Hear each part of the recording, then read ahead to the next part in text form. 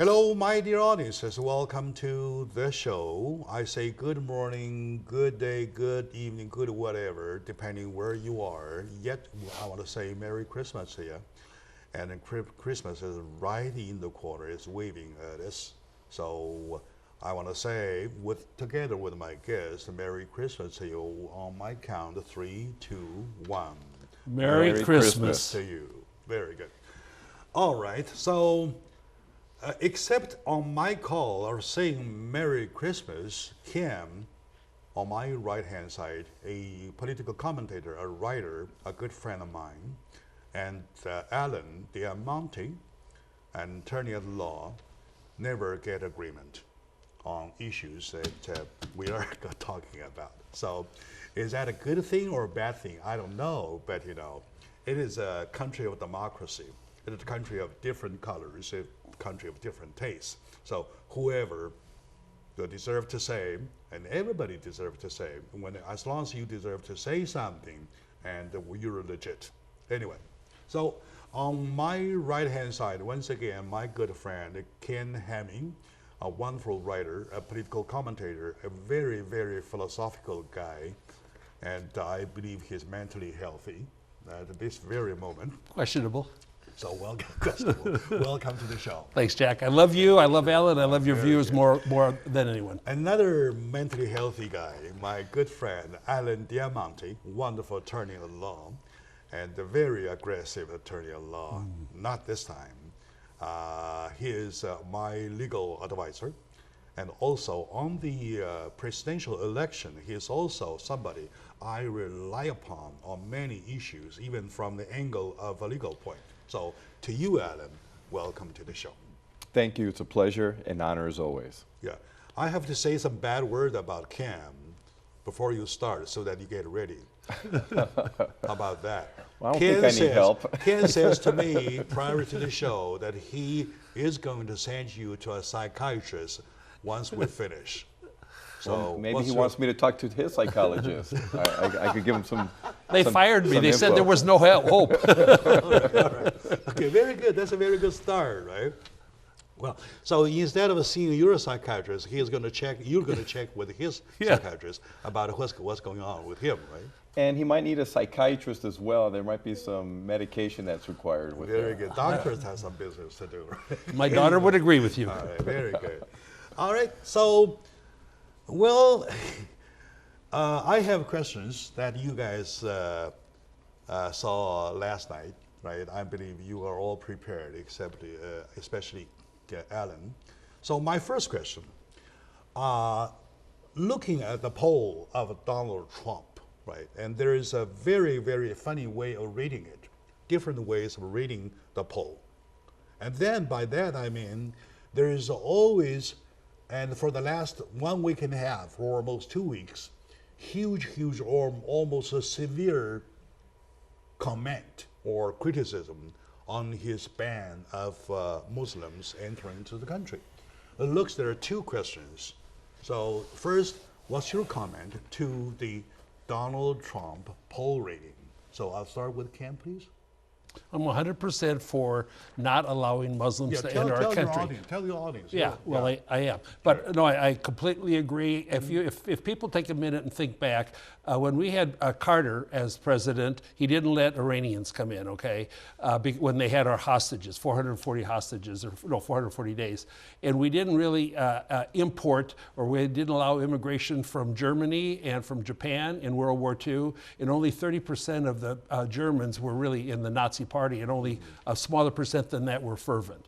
And then I have all of these elements of Sharia law in there. And right now, in the 680,000 Muslims that have come in the last 6 years, and in the other millions that are here, 8 to 22% approve of violence against the infidel, and I'm an infidel, and about 51% would like to have the choice of living under Sharia law.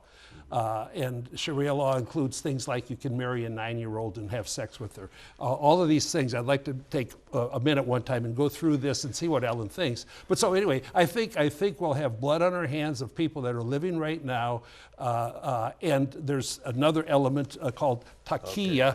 Okay. But so anyway, I completely support Right that we there. should not Yeah, be right there. allowing them in. We need to protect Ken, ourselves. It looks, Ken, you jump on my second question. You leave your Not my purposely, first question, sorry. first part of the question, Yeah. just well alone, Okay. unanswered. I'll ask Alan the same thing. There are two questions. One question, how do you read about the poll reading of Donald Trump? And then how do you comment on his ban of the Muslims entering into this country, please? Well, I think Donald Trump is capitalizing on the fears of the American people. And unfortunately, people do tend to discriminate. And if people have fear, they're going to make bad decisions. We don't need people to make decisions through fear. I think he's taking advantage of that. And you know, if there's an incident where someone happens to be Muslim and they commit an act of terrorism or some other act against civilization, then now you're going to label the whole class of people. When we're talking about a large population of the world that are Muslim, all of a sudden we're going to say that they're not allowed into the country. It makes no sense. Comparing that to what Jimmy Carter was dealing with, he did not go against a whole religion or a whole group of people that subscribe to a particular religion. He went against a particular country that had hostages, and it was a temporary measure because of it.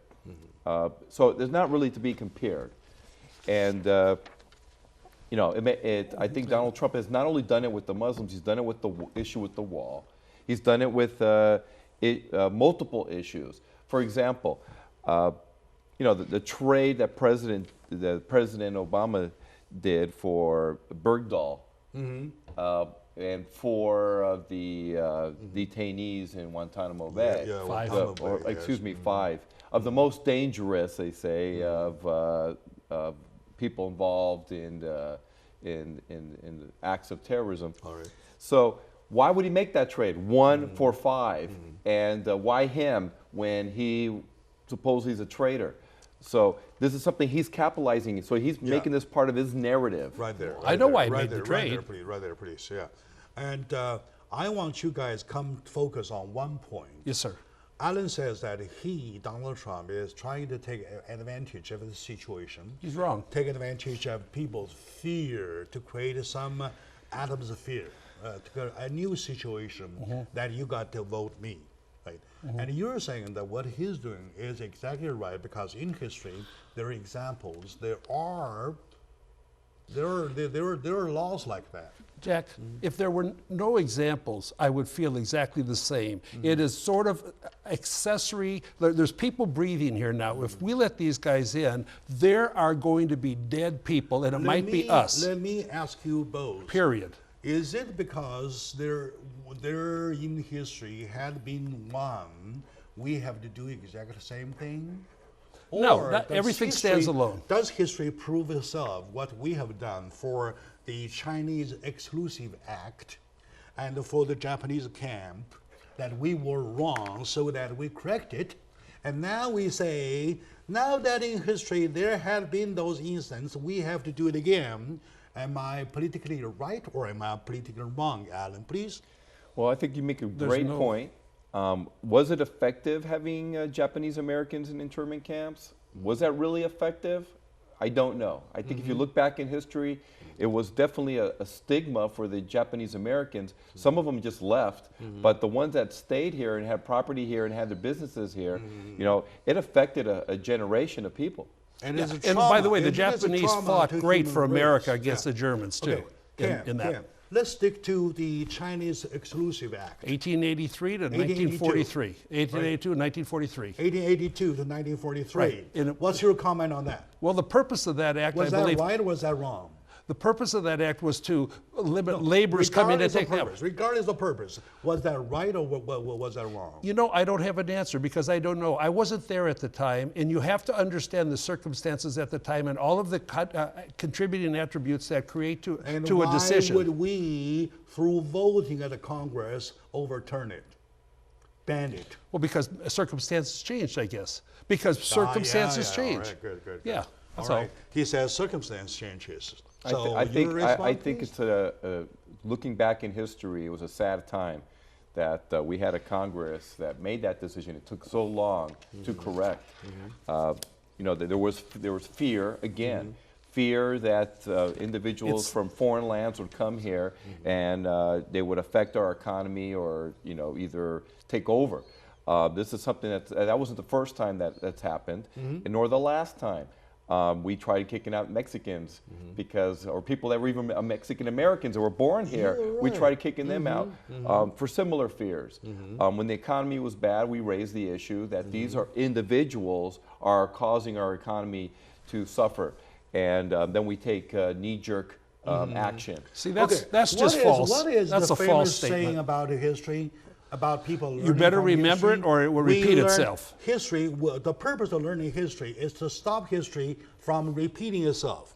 Am I right? Only if it's We learn from wrong history. in history. There's a lot of good things of course. that are right in history. I am talking about protecting American citizens is right. The issues, the law, such as the Chinese Exclusive Act and the Japanese camp, right? Or so they were not correct. They were wrong. So that we banned it. So does that speak itself for history? No, it doesn't. History is every situation is a standalone situation requiring standalone understanding of the circumstances that relate to a conclusion. All right, and we can conclude that the first segment with the fact that Alan doesn't think that the ban is right. And Ken says it temporarily might be politically correct. I want to save American lives. The left doesn't care if there's collateral damage through immigration. Let's hold on to it, and let's move the bottom to, line. The next one. Before, here's a little introduction. My good friend Ken Hamming, even though I argue with him, he argued with him. Of course, we argue all the time. My mother didn't even like me. We're very close friends. And my good friend, attorney at law, Mr. Election丨a very, very brave advocate for minority. So altogether, we make our politics work. So how about that? Let's wrap it up for this segment. When we come back, we'll move on to, even though we have no answer for the first question, I believe that you will make your own judgment through the statement of from each of them. You know what to say, what not to say now, right? So my next question when we come back is that, does Donald Trump have a chance? Let's make a long story short, right? So let's do that. So stay with us.